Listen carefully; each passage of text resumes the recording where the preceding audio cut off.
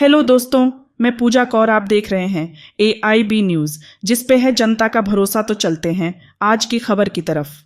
देखिए, यहाँ पर 23 जुलाई को देश में यूनियन बजट पेश किया।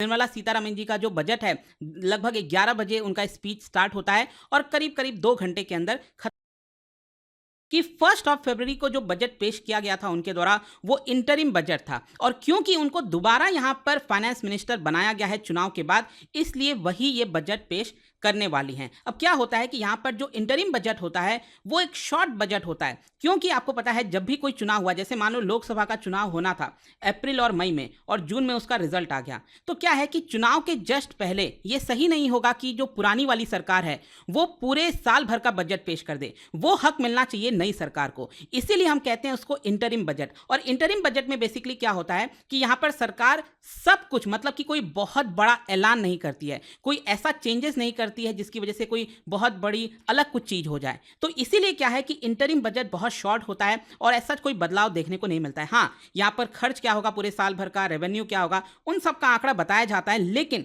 इंपॉर्टेंट होता है यूनियन बजट, जो कि 23 जुलाई को प्रेजेंट किया जाएगा और इसमें आपको लगभग सब कुछ मिलने वाला है जो रेगुलर तरीके से बजट होता है। क्योंकि मैं आपको बताता हूं, जो 1 फरवरी को बजट आया था उसके एक दिन पहले यूजुअली क्या होता है कि यहां पर जो इकोनॉमिक सर्वे है वो भी प्रेजेंट किया जाता है, लेकिन इस बार इकोनॉमिक सर्वे नहीं आया था। लेकिन इस बार 23 जुलाई को जो बजट होगा उसके एक दिन पहले इकोनॉमिक सर्वे भी आएगा, उसके ऊपर भी मैं वीडियो बनाऊंगा। और जाहिर सी बात है, जब हम बजट की बात करते हैं तो देखिए यहां पर 2-3 चीजें आपको समझ में आनी चाहिए। एक तो ये होता है कि बजट के अंदर आंकड़े पेश किए जाते हैं, पिछले साल के, इस साल के और अगले साल के। कहने का मतलब यह है कि पिछले साल सरकार का यहां पर किस तरह का रेवेन्यू रहा, कितना एक्सपेंडिचर रहा, फिर इस साल सरकार यहां पर कितना रेवेन्यू और एक्सपेंडिचर करने वाली है, उन सबका आकलन जो है वो सरकार बजट के अंदर लगाती है। इसके अलावा सरकार की जो इकोनॉमिक पॉलिसीज हैं, अलग अलग जो स्कीम्स हैं, वो भी कई बार सरकार अनाउंस कर देती है। और जहां तक रेलवे बजट का सवाल है, आप सबको पता है कि वो भी यूनियन बजट के अंदर मर्ज कर दिया गया है, तो उसका कोई अलग से ऐसा बजट नहीं आने वाला।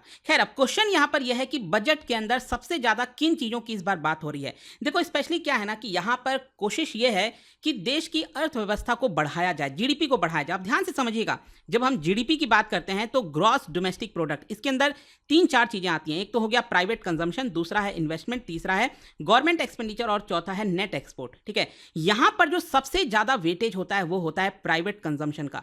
मतलब जीडीपी के अंदर लगभग 55% से लेकर 60% वेटेज ये प्राइवेट कंजम्पशन का होता है। मतलब हम और आप जैसे लोग जब बाजार जाते हैं, सामान खरीदते हैं, तो हम कंज्यूम कर रहे हैं।